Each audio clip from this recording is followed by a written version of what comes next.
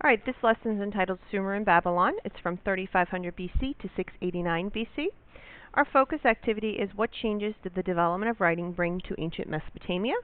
Our vocabulary is cuneiform, city-state, ziggurat, polytheism, code of law, Sargon, Hammurabi, Sumer, and Babylon.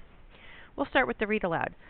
This is an ancient Mesopotamian riddle. See if you can solve it. He whose eyes are not open enters it. He whose eyes are wide open comes out of it. What is it? The solution, it's a school. How might school open your eyes? The big picture. You have read about southern Mesopotamia's large surpluses. These allowed an increasing number of people to live as skilled workers in the cities. By 3000 BC, around the time that Menes unified Egypt, about a dozen small cities dotted southern Mesopotamia. This region was also known as Sumer. The people of Sumer cities valued their independence highly. They often fought against being ruled by other cities. However, all Sumerians shared a rich cultural heritage. They worked hard to control the Tigris and Euphrates rivers to produce food crops. They worshipped similar gods. The Sumerians, some of the world's first wheeled vehicles, made some of the world's first wheeled vehicles and sailboats. They also made simple machines such as pottery wheels. In addition, early Sumerians explored new ideas in math and science. The invention of writing helped to bring these ancient cities together. Laws, letters, records, stories, instructions, riddles, and proverbs could all be widely shared thanks to cuneiform. Cuneiform was the system of writing invented in Sumer. So let's talk about the system of writing. So it says, A, system of writing. Some historians believe that cuneiform was first developed to record farm surpluses. Ancient Sumerians used sharp reeds to scratch the records into wet clay tablets. The dried tablets became permanent records. In 3500 BC, the time of the oldest tablets that have been found, cuneiform symbols looked like the things they described. Over time, however, Sumerian scribes developed faster ways to write. They simplified their figures so that they could be formed more quickly. Look at the chart on this page. For the examples. About 500 signs were regularly used. These signs could be combined to form more complex words like Egyptian hieroglyphs. Cuneiform signs represented sounds and ideas as well as objects. The sign for arrow, called T, looked like this.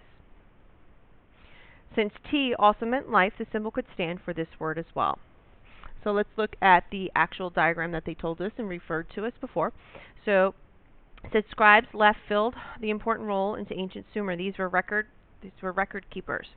So this is the meaning: bird, fish, ox, star, water. This is what the picture, the early form was, and then later cuneiform, it changed it. And the reason why they changed it, because it was very time consuming to draw this rather than it was quicker to draw that. School in Sumer. As in ancient Egypt, few people could write. Even kings usually could not. It was an honor to be able to go to school and learn to be scribe. Boys, and very rarely girls, spent years studying in local schools. Oh, that's interesting, because in Egypt, remember, only boys could be scribes. First, they learned how to make clay tablets and then read pens. Then students practiced over and over how to write the basic signs of cuneiform. Scribes in Sumer also had to study mathematics, so they were able to keep accurate records.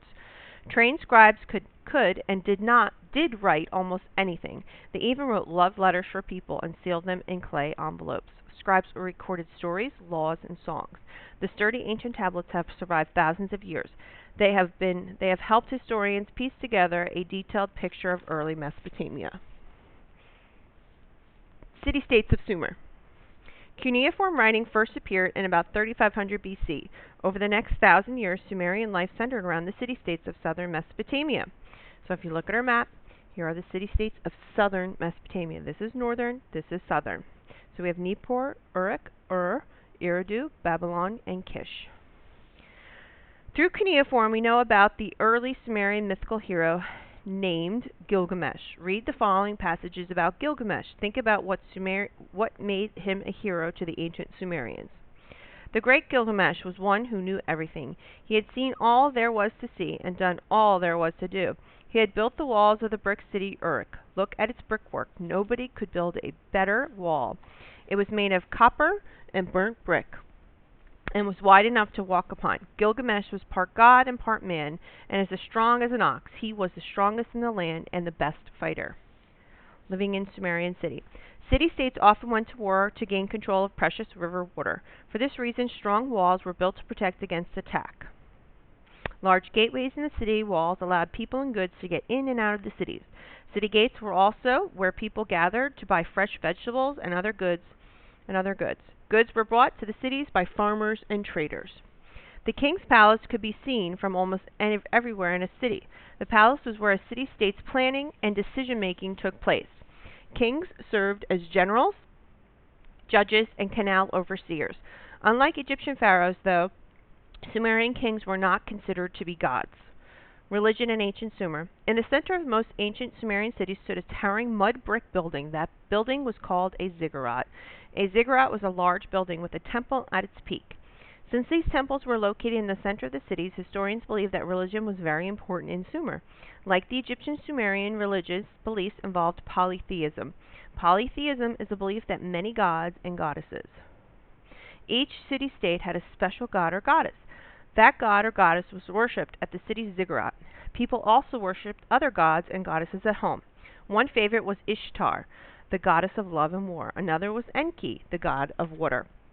In time, the city-states were united under one ruler, Sargon, king of the city-state of Kish. Sargon rose to power about 2300 BC, and his rule began a new period in Mesopotamia's history. Sargon expanded his empire to the northern end of the Fertile Crescent in what is today Syria. Along the Mediterranean Sea, Sumerians traded with the ancient seafaring people called the Phoenicians. The Phoenicians also traded with merchants from Egypt. Phoenicians sent wine and timber to Sargon's city-states. In return, they received Mesopotamian farm products and other goods. Cuneiform writing spread throughout the Fertile Crescent along with trade goods. Other cultures began using cuneiform to write out their own languages. Because cuneiform was used throughout the empire, Sargon could send instructions and govern over great distances. So here's a picture of Sargon, the king of Kish, and on the bottom, this is ziggurats dominated most of the Sumerian cities. Remember, there was a temple on the top, and it was in the center of the city as well. The rise of Babylon.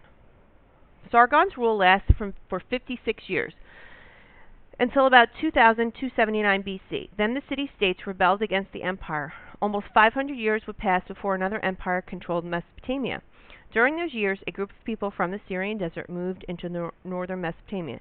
They created a small kingdom centered around a city-state called Babylon, a northern empire. About 1800 BC, Babylon's king Hammurabi began to gain control over the old city-states of Sumer. Hammurabi and the Babylonians dammed key parts of the Euphrates. This gave them the power to cut off the flow of water or cause terrible floods downstream. Next, Hammurabi's armies attacked the weakened Sumerians. Hammurabi also won control of the city-states around Babylon. He created a huge empire. Find Babylon and Babylonian Empire on the map on page 110. So let's go back real quick. Babylon.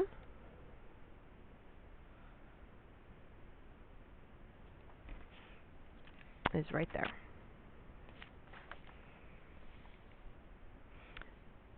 So it says the empire of Babylonia under Hammurabi became rich and powerful. Shipments of silver, copper, timber, and wine poured into Babylonia.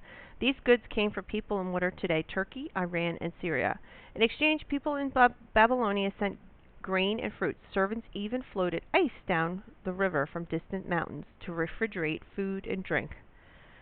Under Hammurabi, Mesopotamia's center of power shifted north to Babylon. Yet many Sumerian traditions remained. Babylonians used cuneiform to communicate in writing. In fact, the world's first dictionaries were created so Babylonians could adopt Sumerian language and culture. A code of law. When Hammurabi gained control of Sumer, he set out to act as the Sumerian kings had done. He oversaw projects to build and repair canals. Hammurabi also acted as judge. He used some of the laws that Sumerians had written down hundreds of years before him. In 1901, archaeologists found a large stone pillar from ancient Babylon. The pillar was inscribed with over 200 laws, written in cuneiform. Imagine historians' excitement when they realized that the laws had actually been formed by Hammurabi himself. They had been written almost 4,000 years before they were discovered. The Code of Hammurabi is one of the world's oldest codes of law. A code of law is a written set of laws that applies to everyone under the government. The pillar also shows that slavery existed in Babylonia and that not everyone was treated equally under the law. Copies of the pillar were also found outside of Babylon. This suggests that Hammurabi meant for his laws to be followed throughout the empire.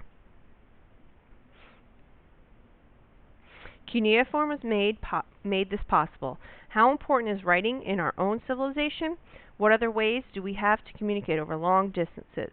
Well, we all talk about email or the internet. We definitely communicate Twitter, Facebook. Read the following excerpt from Code of Hammurabi. What does it tell you about the justice meant to Hammurabi and other Babylonians? So, that the strong may not abuse the weak, to give justice to the orphan and the widow, I have inscribed my precious words. If a freeman has put out the eye of another freeman, they shall put out his eye. If he breaks the bone of another freeman, they shall break his bone. If he puts out the eye of a poor man, or breaks the bone of a poor man, he shall pay 1 mina, 17.5 ounces, of silver. If he puts out the eye of the slave of another freeman, he shall pay half his price. The New Babylonia. After Hammurabi died, about 1750 BC, Babylonia began to fall apart. The city-states in the south rebelled again, much as they had against Sargon. Powerful armies from the mountains to the north and the east began taking the empire's territory. Throughout Western Asia, new powers overthrew old ones. During this time of change, however, Babylon remained one of the most powerful cities in the Fertile Crescent. Just as Hammurabi had used Sumerian ideas, new rulers respected the history of the old Babylonia. They worshipped its gods and passed down its legends, many of which have begun in Sumer.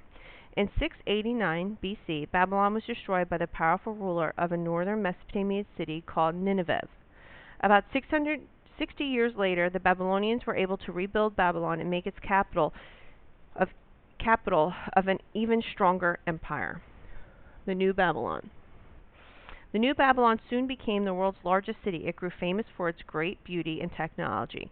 2 massive walls and a moat now protected Babylon. The city was split into two by the Euphrates, but was connected by a movable bridge and underwater tunnel. At the center of the city stood a huge ziggurat. It was 200 yards wide and rose 100 yards in the sky.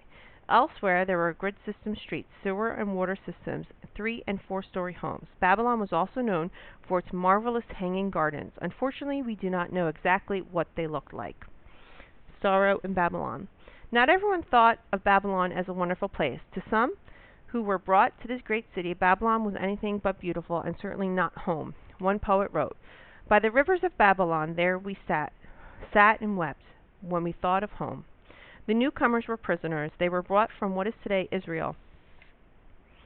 The modern countries of the Fertile Crescent are Iraq, Syria, Lebanon, and Israel. So why does this all matter? One cuneiform tablet reads, "The gods alone live forever under the divine sun, but as for humans, their days are numbered. All their activities will be nothing but wind." It is hard to believe that the ruins of an ancient Mesopotamian city-state were once home to thousands of people.